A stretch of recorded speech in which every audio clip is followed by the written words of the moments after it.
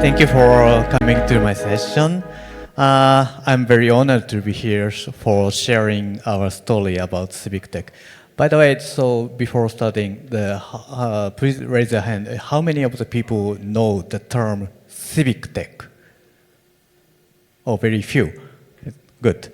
I'm founder of Code for Japan and running Civic Tech community in Japan.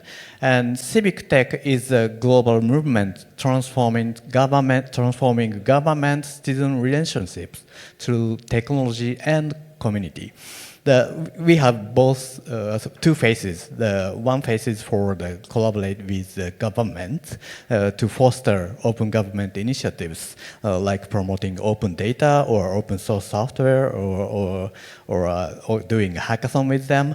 And to know to understand what kind of civic innovation is enabled, and also we have we facilitate citizen-led projects like citizen participation for change for improving the society or cities.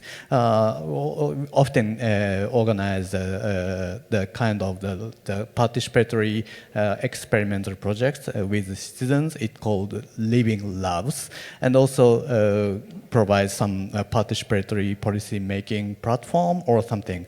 And also we encourage citizens to start new projects for solving local issues, organizing hackathon, or we have specific projects for solving social issues like gender equality or anti-disinformation and so on. So the key point is that we use the digital public goods or infrastructure for enabling this both side communications. And so digital public goods is created by the communities and also created by the government. We utilize those of the ideas to facilitate civic innovation. And in Japan, there are 4 types of stakeholders, like central government or private sectors or local government and academia. So for the central government, we work with them through the outsourced. Sometimes we do outsourced work from the government, or we send some developers or technologists to become a member of the government committees. And also there are private sector. It is important. There are big tech companies or social startups or GovTech startups or non-profit organizations. So we ask funding simply to these big tech companies, and also we work with social startups or non-profit organizations, and also we promote open source software or open data to these private sectors.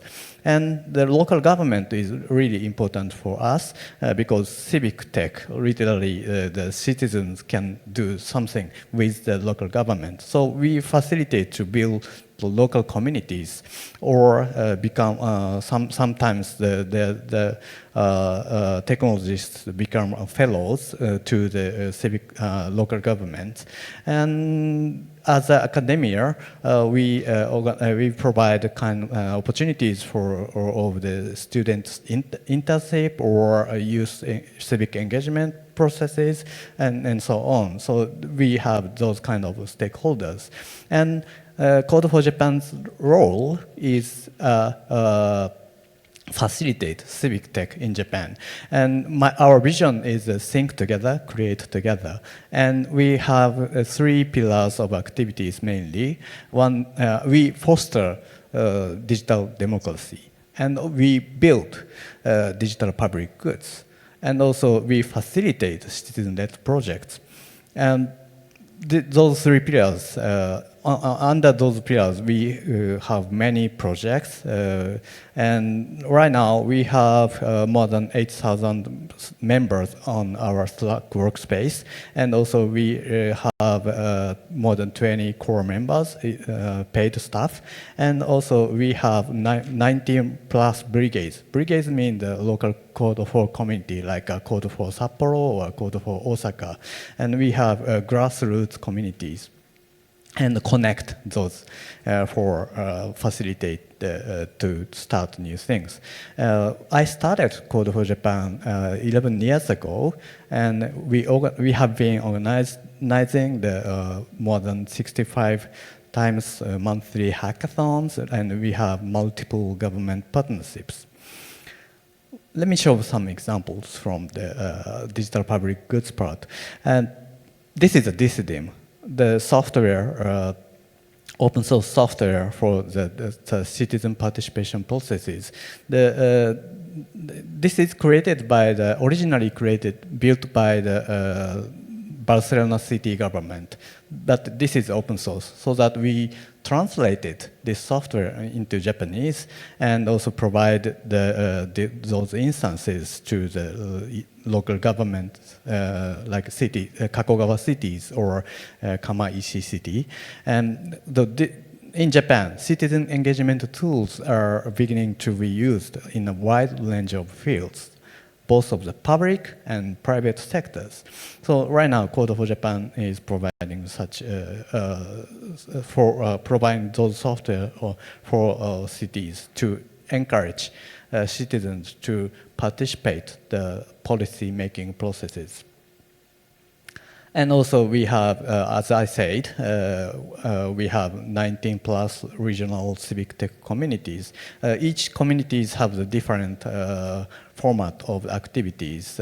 They organize hackathon with the local government or just local communities, or have some experimental project with them. So we connect those communities and try to create the digital public goods infrastructures. And one of key activities of us is the social hack day. This is the monthly hackathon, just one day hackathon. And everyone can join, not including non-tech people.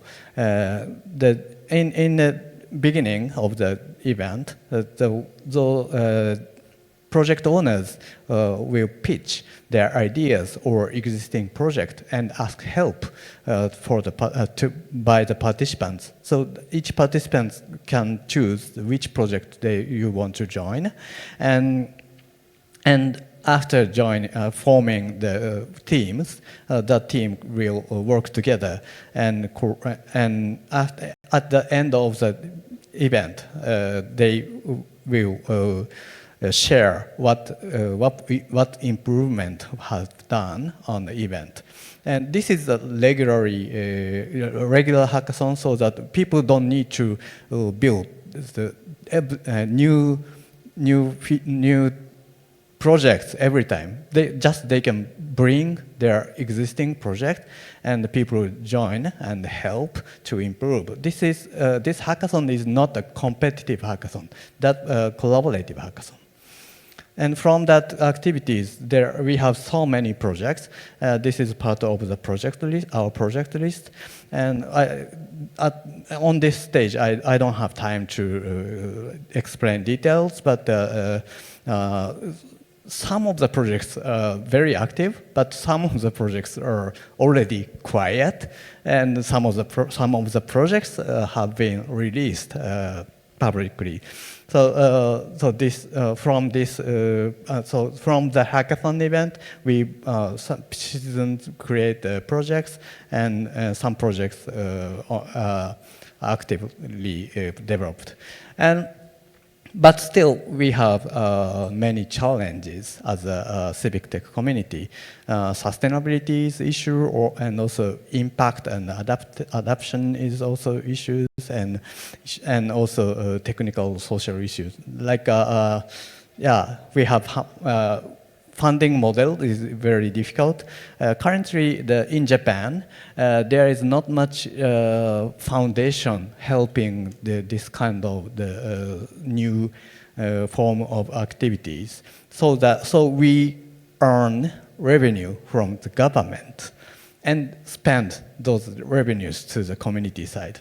And so creating sustainable civic tech ecosystem is very important challenge to solve.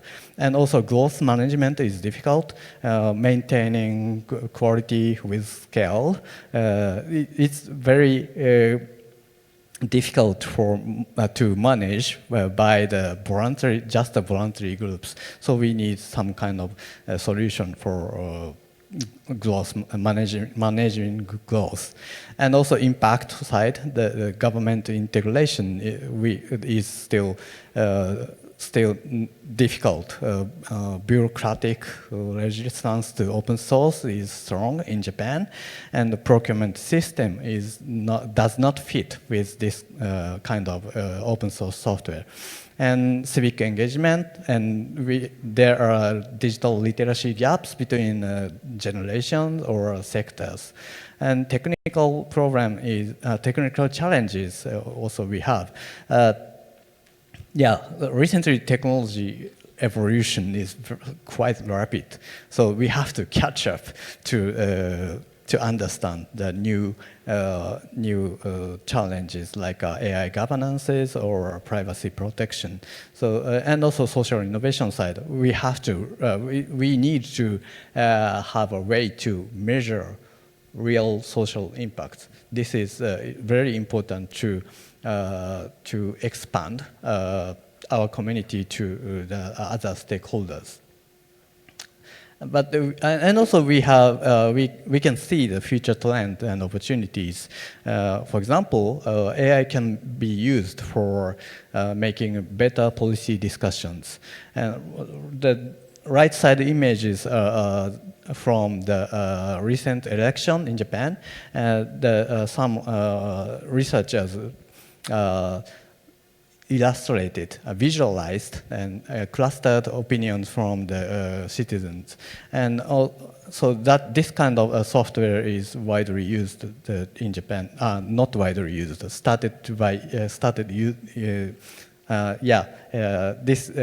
for example, Talk to the City or Police is the software that we used. And also, maybe we can enhance policy participatory platform like Decidim. And so second one is perfectly matched with this conference. So we have been building the digital public goods. So maybe connecting to Web3 ecosystem, we can build some of sustainable funding models, or we can enhance communities' work by creating incentive mechanisms. And also, we can we want to expand the civic tech cross-border collaboration. So maybe from this conference, maybe we can have new projects together. Let me show some examples of our projects. And we organized a matching donation system project using Simple Grant. This is the open source software for doing the quadratic funding donation. So we selected the 18 civic tech projects from community and listed those projects and asked funding from the to the publicly. And the result, we prepared $615 US as a matching pool, and we collected $1,200 US from around 100 unique donors. This is not. This is still small amount of the donation, but we understand how the quadratic funding works. And next step would be we will run more rounds, and we want to expand stakeholders like government people, and also we accept we want to merge this mechanism with the token donation. The Simple Grants is using the credit card donation, so we want to expand this more. And last project I want to share is Toban. This is the kind of the DAO tool, simplest way for contribution recording and rewards distribution. Key challenges from our activities from DAO-ish civic tech communities. We have three main programs, like tracking our works. It's annoying, actually. So civic tech community is a civic tech project is mostly the open source community like work. So contribution measurement is a bit difficult. If it is only the development side, maybe we can track records by the GitHub commit record. But the civic tech community, civic tech project requires many tasks other than the development. So, and also we often forget to report completed work. And also reward for long-term contribution is important for making sustainable community, which makes people to be motivated. But it's hard to secure funding if the project is on the early stage, and also chores go unnoticed. There are so much invisible work, and how can we reward those efforts?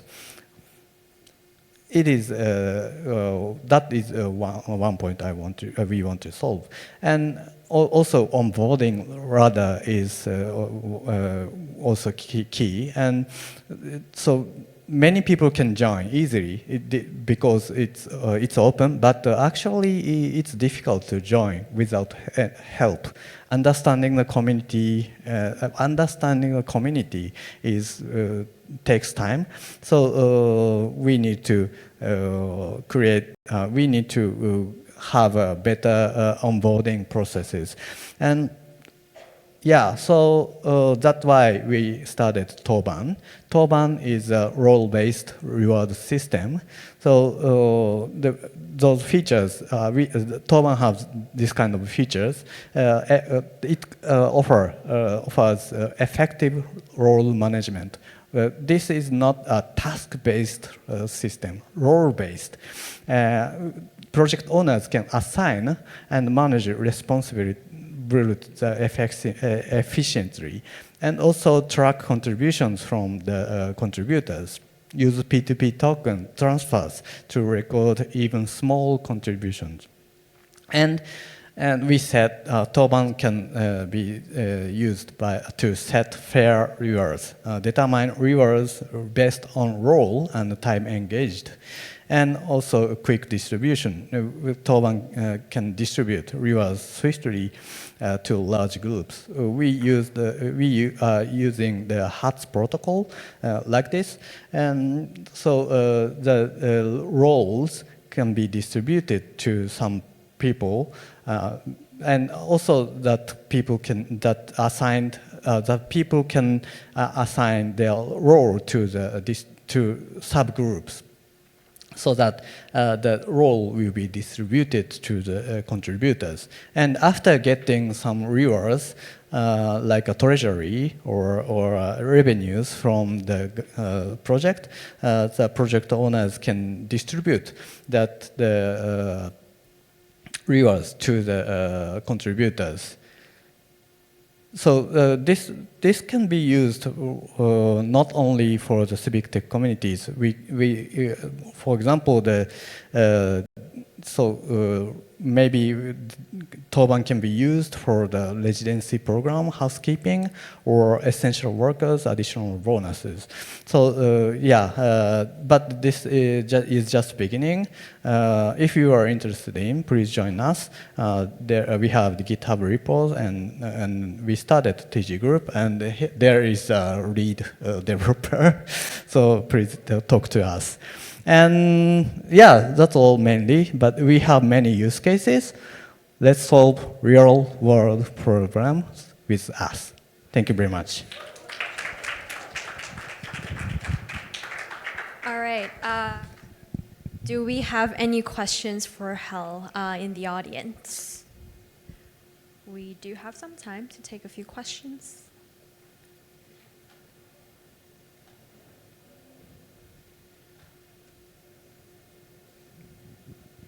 Do you have any question?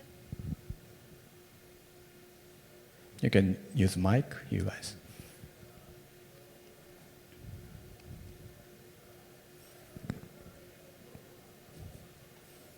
Okay. We do have one.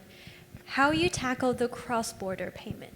Oh, it's a good question. So I think this is for the simple grants program.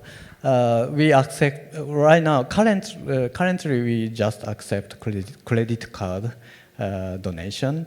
So, but maybe we can expand our program to the token donation. So that so cross-border donation. To enable cross-border donation. And also we want to,